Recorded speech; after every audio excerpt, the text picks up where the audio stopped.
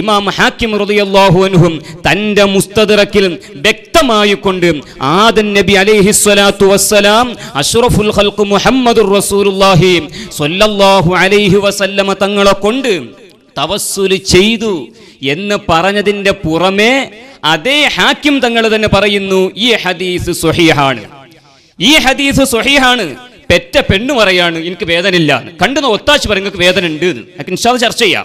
പ്രസവിച്ച ആൾ വേദന ഉണ്ട്, അതെ പ്രസവിച്ച ആൾ തന്നെ പറഞ്ഞത് വേദന ഉണ്ട് എന്നത് ഇമാം ഹാക്കിം പറയുന്നു ദഈഫാണ്. രണ്ട് ഈ ഹദീസ് ഉദ്ധരിച്ചത് മറ്റൊന്ന് ഇബ്നു അസാകിർ താരീഖു ദിമഷ്ക്. ഇബ്നു അസാകിർ റഹിമഹുല്ലാഹ് താരീഖു ദിമഷ്ക് അദ്ദേഹം ഉദ്ധരിച്ച ഉടനെ പറയുന്നു വഫീഹി ദുഅഫുൻ വഹുവ ദഈഫുൻ, ഇദ്ദേഹം ദഈഫായ ആളാണ്. ഇതിലൊരു റാവിയെ പറ്റി പറഞ്ഞിട്ട് പറയാ ദഈഫാണ്. ആര്?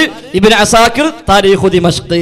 അപ്പോൾ ഒന്ന് ഇമാം ബൈഹഖി ദലായിലുൻ നുബുവ, രണ്ട് ഇമാം ഇബ്നു അസാകിർ താരീഖു ദിമഷ്ക്, മൂന്നാമതായി ഇബ്നു കസീർ റഹിമഹുല്ലാഹ് ഒന്നല്ല ഒരുപാട് ഗ്രന്ഥങ്ങളിൽ ഒരുപാട് സ്ഥലങ്ങളിൽ ഇബ്നു കസീർ റഹിമഹുല്ലാഹ് ഒരുപാട് സ്ഥലങ്ങളിൽ ഒന്ന് ഖസസുൽ അംബിയ എല്ലാവർക്കും അറിയാവുന്ന കിതാബാണ്, അതിൽ പറയുന്നു വഹുവ ദഈഫുൻ, ദഈഫാണ്. അതേ ഇബ്നു കസീർ റഹിമഹുല്ലാഹ് തന്നെ അൽ ബിദായത്തു വൻ നിഹായ അതിൽ പറയുന്നു വഹുവ ദഈഫുൻ, ദഈഫാണ്.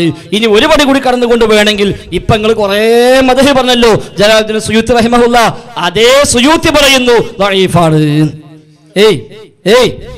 അപ്പൊ പ്രസവിച്ചാളും പറഞ്ഞു, ഒപ്പം നിന്നോളും പറഞ്ഞു, ഡോക്ടറും പറഞ്ഞു, നഴ്സും പറഞ്ഞു, കണ്ടലൊക്കെ പറഞ്ഞു, അപ്പോഴും പുറത്തുള്ള മുസ്ലിം വേദന ഒന്നുമില്ല.